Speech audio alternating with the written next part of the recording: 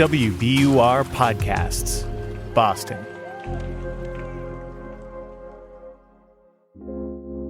I'm Daryl C. Murphy, and you're listening to The Common. So, Cristela Guerra, you are a WBUR arts and culture reporter. I am, yeah. But this story here that we're about to talk about is very heavy on the culture. It is. And I mean heavy, because we're talking about the experience of Venezuelan migrants and the people who support them as they try to get settled in America.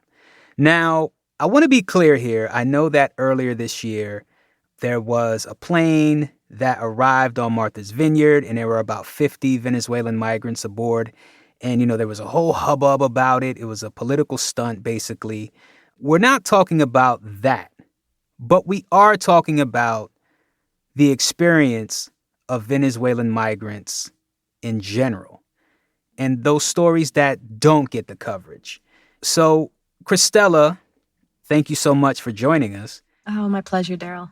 What exactly made you want to do this story? Why focus on Venezuelan migrants specifically?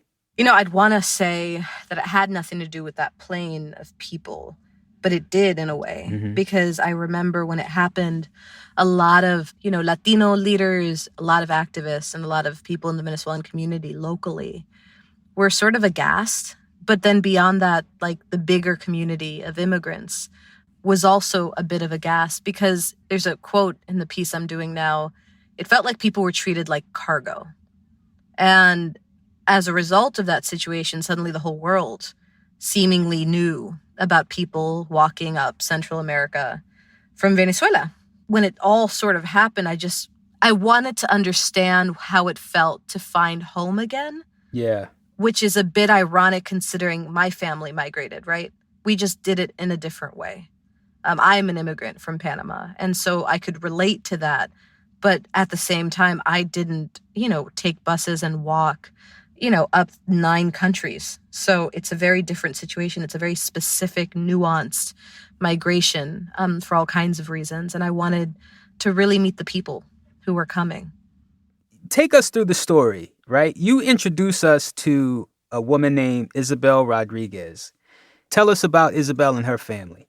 So Isabel came 5 years ago with her daughter and her mother for their own reasons, seeking political asylum, fleeing Venezuela. And Isabel's kind of has a good sense of what it is now to live in the United States. It took her 5 years, but she has a pretty good grasp of it. Yeah. But I would say about a week after the situation happened on the Vineyard, Isabel heard from family members she didn't know were coming. And she suddenly had her own unexpected guests call her asking if she could help them get coats because they were cold in New York City, where a lot of migrants who are bussed up from the border end up. They end up in New York, they end up in D.C. or Chicago. Yeah. And Isabel sort of took them one better, essentially. She said, you know what? Let me come get you. And this is that story of them landing in her home, in this 3-bedroom house, now living 11, 12 people. And Isabel's in Massachusetts? She is. She's just outside of Worcester. Gotcha. And what was the journey like for the family that came up here? Very, very difficult. They traveled in a much larger group that now is seemingly dispersed around the United States. And they ventured through jungle in parts of Panama called the Darien Gap. A lot of people told me just in the process of reporting on this that migration seems like a bit of a business right now in Central America, where people are conned, right? Or, told, give us your money or you're not getting on this next bus. And the difference between that and walking is big when you're trying to get from like Costa Rica or Guatemala to the U.S.-Mexico border, So like people, by the time they get to the border, don't really have much money. And they just kept saying how lucky they felt, how blessed they were to actually have survived it at all. To travel on foot, through the conditions that you described, makes me wonder, what exactly is it that they're leaving? What are they migrating from? Varied circumstances. It really depends. I think any advocate or any people who deal specifically with immigrants would tell you that every story is completely distinct, although the larger picture and the larger portrayal of the circumstances in Venezuela are pretty it's a regime. It's a dictatorship. Yeah. And in many cases, people are fleeing because they were protesting the government and then found their lives were in danger.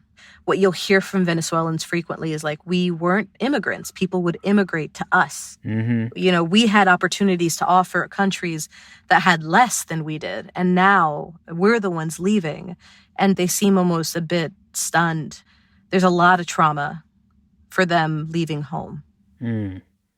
With that, tell me how the story of Venezuelan migrants, how do they differ from other migrant stories? What I found, and I guess I should preface for people listening, I was at the border. I went down with the attorneys for the 50 that were dropped off on the Vineyard because the lawyers first and foremost wanted to understand the conditions under which they entered. Mm-hmm. And so I wrote a piece from El Paso where I was looking at that part, the part you're asking me about, the journey to the U.S. Yeah. And then the aftermath of that, whether they end up in Dallas, Utah, Chicago, what does life look like once you're in this new country and you're trying to adapt? So the second piece, which is coming out soon, is focused on that. It's focused on this idea of building home. And so for a lot of Venezuelan migrants, at least from what I'm hearing from people who do this work, it's different because they don't have many people here. Mm-hmm. Other groups have come into boroughs or communities that were already sort of had been here for a few decades, a few years. They had businesses established, they had homes. But because this migration is building, because people have been coming for a while, although for the greater country, the face of this is those 50, there are so many people who've been coming now for a year and a half or more. Mm. And those who know tend to be the very small niche associations, like the Venezuelan Association of Massachusetts, who was the organization that I traveled with over November. I connected with them to visit different homes where migrants were staying in the state of Massachusetts, or in the Commonwealth. And that's how I did the second story. The second story was about building home. Mm. And what does life look like after you cross? How do you navigate your trauma? Who helps you? It was very much a focus of who are the helpers now? And for some people, they were found living on the street. For some people, they were found living in shelters. Eventually, somehow, they connected with this association and they're getting coats. They're getting hygienic products. They're getting things that they need to be able to adjust accordingly. Legal help. It's really incredible to see how much assistance is being offered by an organization that in some cases is paying out of its own pocket. We're going to take a quick break, but we'll be right back with more from Cristela.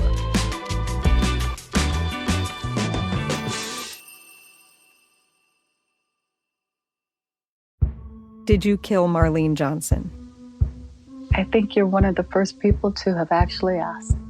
From WBUR and ZSP Media, this is Beyond All Repair, a new podcast about an unsolved murder that will leave you questioning everything. Somebody should be in jail for murdering my sister. A woman who's never been believed. As long as they think I have done this, then they're not looking for who actually did this. And that's what makes it a cold case. No, it's a botched case. And a search for the truth, once and for all. Wow, it just gets more interesting. Beyond All Repair. Listen and follow wherever you get your podcasts. Be careful. You're digging in a place that's been very peaceful for a while. Do it anyway. Dig.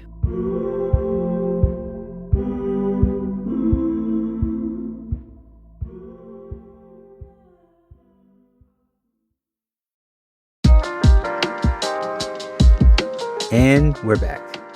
So the sense that I'm getting from you is that for the folks who immigrated from Venezuela, their place, their community is still developing for them here. Yeah, it's growing, and it's growing with a different population that, perhaps those who came before could afford it. A lot of the folks coming lack the resources to make this new life. Mm-hmm. And so then it sort of speaks to the idea of I think the question of why did they leave? Each person will tell you a different story, but each situation, I think, was dire enough for them to feel like they should come. And in many cases, they want to come to help those who are still there. Mm. So a lot of folks here who came previously perhaps had different circumstances. They had different resources. But the class issue in this is also sort of something to talk about. The president of the Venezuelan Association of Massachusetts, Denise Rincon, who was very much my guide and who knows the whole community, it feels like, would tell you that what matters here is that people need help. And so regardless of who they are, there's rhetoric around who are these people or whatever. But ultimately, what she cares about is these are her fellow countrymen, and she feels led to assist them. And in turn, once then they establish themselves, they will assist those who come after. So that's the heart of my story, is that question of like, you can't make it without those who came before you. Mm-hmm. Now, to that point, you know, if I'm a listener and I'm listening to this discussion that we're having and I'm feeling moved, what can I do? Who can I call? Who do I donate to? What are my options? You know what's really interesting? In some ways, like what came out of that situation on the Vineyard was that need, that inclination. But those people had so much help. Right. And so I think then people started reaching out to the Venezuelan Association of Massachusetts, to other associations in New York and D.C., to shelters. You know, Salem State right now is opening up some vacant residence halls specifically for transitional housing to help unhoused people and migrant families. And so it's sort of something I think that we're seeing a response both from the state and the city, because advocates are seeing a need, especially in the wintertime. So there's a lot of coat drives happening. There's a lot of clothing drives, things like that. There's opportunities out there. You just have to seek out the proper organizations. Gotcha. So this is a two-part story. One where you look at a situation here in the area, and another where you actually went down to El Paso. Can you give us a piece that did not make it into the story? What is something that did not make it in that you wish you could add? Oh, man. When I was in El Paso the last day, I attended an event that's been happening down there for years called Hugs Not Walls, where because of, I think, the relationship between this specific nonprofit that holds this and the local border patrol, they have, it's like this makeshift platform that they literally build that morning. So imagine Saturday morning, it's like 6 a.m. You have 200 families in yellow shirts in El Paso. And the border is right there. And on the other side of the border are 200 some odd families in blue shirts. And every year, once a year, they bring these families together because I don't know if people realize El Paso and Juarez are a hop, skip, and a jump away. It's literally, I can't even remember the amount, but it's like 300 feet. They'll build the platform on the river, which is very dry. So it's essentially a riverbank. The Border Patrol opens the gates on the U.S. side. People set up for the day, and they, one by one, go down into the riverbank and they hug. And it takes a lot of coordinating. It takes a lot of technicalities. It takes a lot of finagling to get these families to make sure they're in line properly, family number, whatever. So then the family on the U.S. side and the family on the Mexico side get together. They go into the riverbank on this platform that was built that day, and they're given 5 minutes to hug. And then the most heartbreaking moment is when they say time. Ugh. My heart is breaking. Oh, my God. It goes all day, Daryl. We were there from 6 until 10, and then we were going into Juarez. But, I don't know if people realize life on the border. A lot of people cross into Mexico for lunch because their families are there. People who grow up there grow up crossing, daily. It's very common. And they watch people who go to the port of entry and they surrender themselves to try and enter and seek asylum in the United States. That is a human right. They're allowed to do that. Yeah. So that event was one that, because everything else was going on, because the story centered around people from Venezuela in Juarez trying to get into the United States, I went to that event, but I didn't get a chance to cover it like I planned to. Cristela, this is incredible. Thank you so much for sharing it with us. For real. This is an amazing story. Thank you for having me all. That's WBUR arts and culture reporter Cristela Guerra. And that's our show for today. thanks so much for listening to The Common. Make sure you hit us up on Instagram or Twitter at WBUR The Common, or send us an email at thecommon@wbur.org. Also, just a heads up, we'll be taking time off for the holidays. We'll be back on January 3rd. In the meantime, we're going to share some of our favorite newsroom features from the year. And with that said, The Common is produced by Caitlin Harrop and Franny Monahan. It's mixed by Emily Jankowski, Matt Reed, and Paul Vaitkus. It's edited by Ben Brock Johnson.